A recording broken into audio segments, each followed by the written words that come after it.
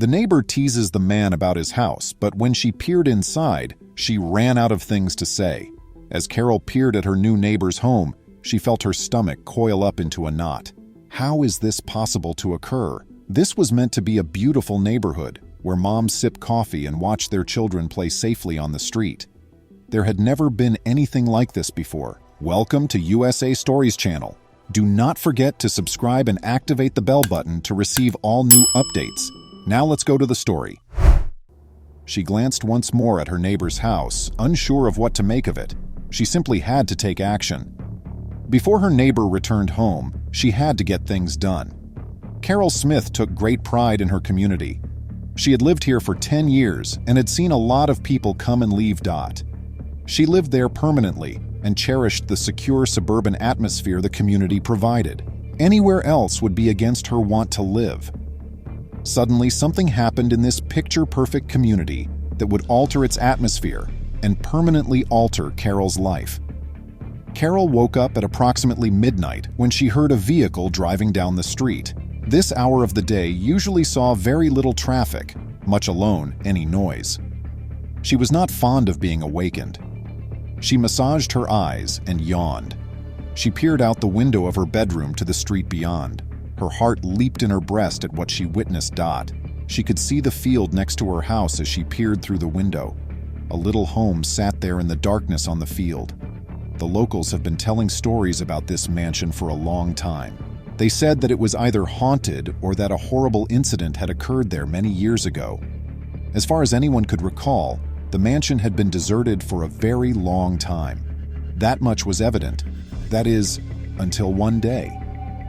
With her pulse pounding as though she had just finished a marathon, Carol continued to gaze out the window.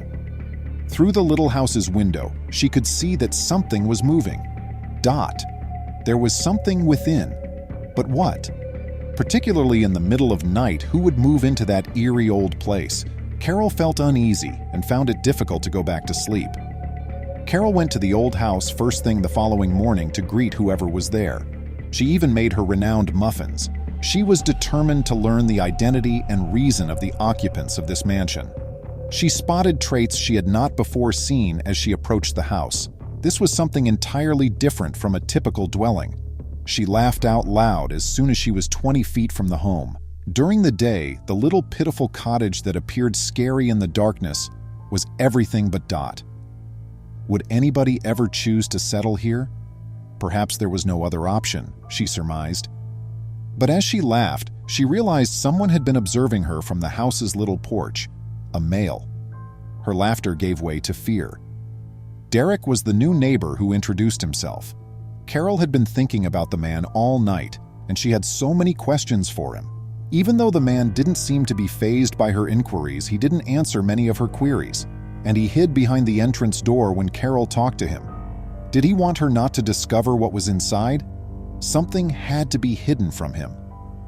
Following their brief exchange of words, Carol began to leave the modest dwelling. She had a sinking feeling that things was not quite right. She was sure there was something in that house, even if she had no idea what he was concealing.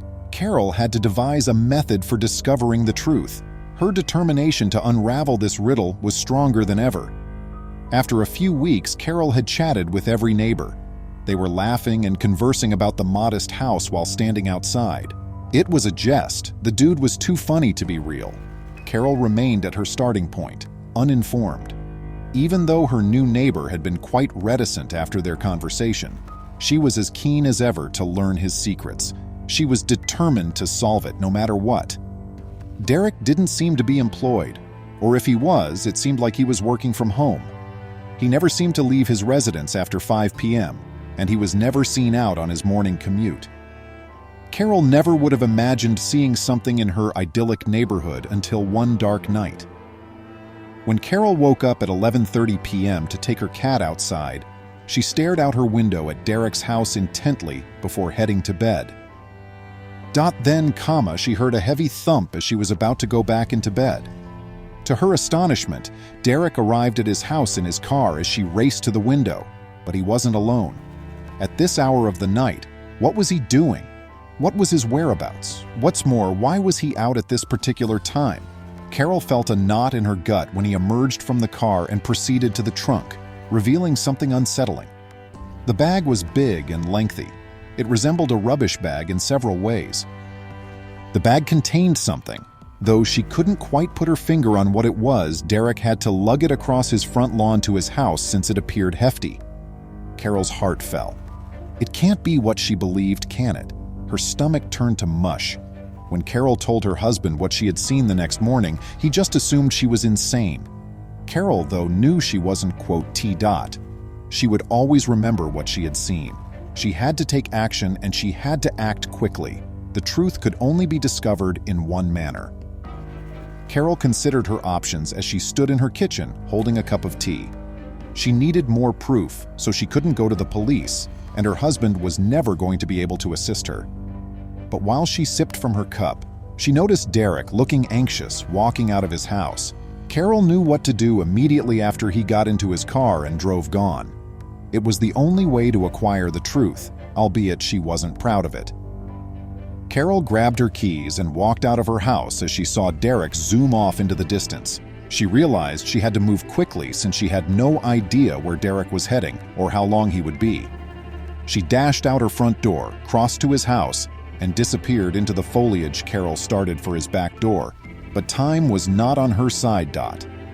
She needed to move quickly. When Carol crept into Derek's garden, she was shocked to see how well kept it was. Vibrant flowers and neatly manicured bushes were scattered around. She moved toward the rear window, passing through the garden. She looked inside and was speechless at what she saw. It must have barely been 172 square feet inside. The tiny house's total area was split into 4 pieces, each located on a separate floor level. There was a bedroom area on the top level, and it appeared that the space beneath the kitchen floor was used to keep a washing machine. How was Derek able to live this way? Carol pondered in her mind. The sound of her name being shouted abruptly interrupted her thoughts. With a quick movement of her head, she noticed Derek looking at her. Carol finally had the truth after a candid conversation that lasted for almost an hour. It came out that Derek had been residing here while awaiting the completion of building of his new home, which was located on the opposite side of town. He completed the interior and outside of this modest house himself. Carol was astounded. Please remember to subscribe to our channel, give us a thumbs up, and turn on the notification bell so you won't miss any of our videos. If you enjoyed the tale, the next video that plays on your screen will probably move you too.